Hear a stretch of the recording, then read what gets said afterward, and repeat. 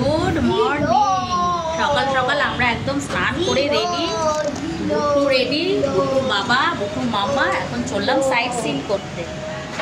তোমরা তো লাস্ট ব্লগে দেখে বুঝতেই পেরেছো যে আমরা হায়দ্রাবাদ থেকে মাত্র 3.5 ঘন্টা ট্রেন জার্নি করে পৌঁছে গেছিলাম ওয়ারাঙ্গাল বলে একটা ভীষণ সুন্দর হিস্টোরিক্যাল প্লেসে। আর এখানে এসে আমরা 2-3 দিন ঘুরে বেড়াবো আর তোমাদেরকে কিন্তু অনেক নতুন নতুন জায়গা দর্শন করাবো।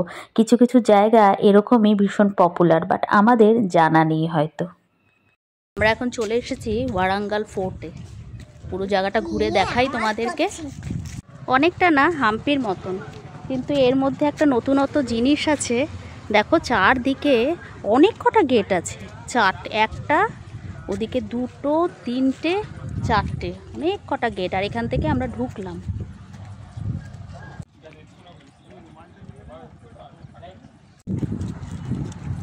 সব ভেঙে চুরে পড়ে রয়েছে।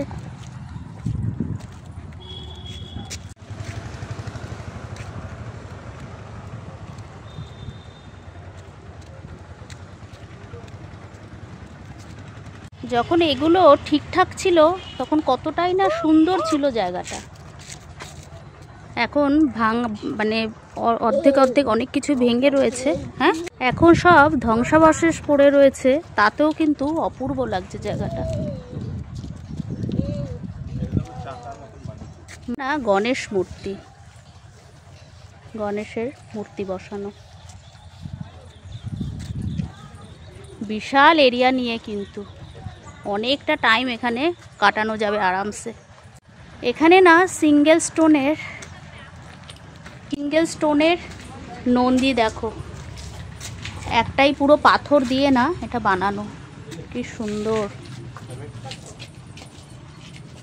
শিব মন্দির, শিবলিঙ্গ ভেতরে রাখা রয়েছে, এত সুন্দর, খুব সুন্দর। এটা যে শিব ঠাকুর, তার ঠিক সামনে নন্দী।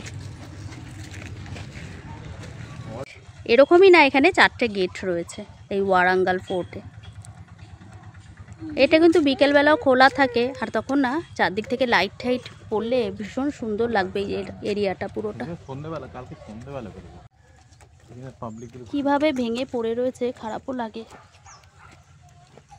দূরে না একটা মন্দির রয়েছে, মন্দিরটায় যাই এখন।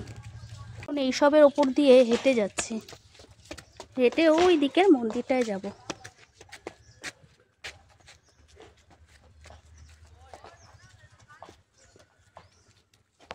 দেখো আমরা কোন রাস্তা দিয়ে যাচ্ছি, দুদিকে এরকম মাঝখান থেকে হেঁটে যাচ্ছি।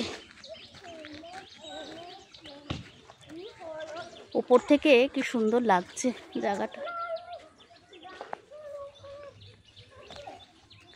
নদীটা না রাত্রেবেলা ভীষণ ভালো লাগবে, কারণ এইগুলো সব লাইট লাগানো, ভিতরে না লাইটের ফোকাস আসলে ভীষণ সুন্দর লাগবে কিন্তু দেখতে। এখন কিন্তু বন্ধ রয়েছে গেটটা, পুরো স্টোনের গেট। এখানেও না ছোট্ট একটা গণেশ ঠাকুর বসানো, এই দেখো এত সুন্দর একটা স্ট্রাকচারের মধ্যে না শিব ঠাকুর, দেখো শিবলিঙ্গ বসানো। লেগেছে এই জায়গাটা না, এত সুন্দর লেগেছে।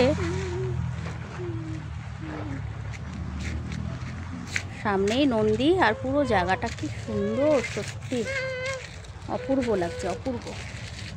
এখান থেকে এবার আমরা বেরিয়ে যাচ্ছি। মনটা না একটু চা করছিল, চায়ের সাথে না এই বিস্কিটটা বেশ নতুনত্ব লাগলো। আর এটা দেখো, আমরা ছোটবেলায় কত রকমের বিস্কিট খেতাম, এসব 50 পয়সা 1 টাকায়।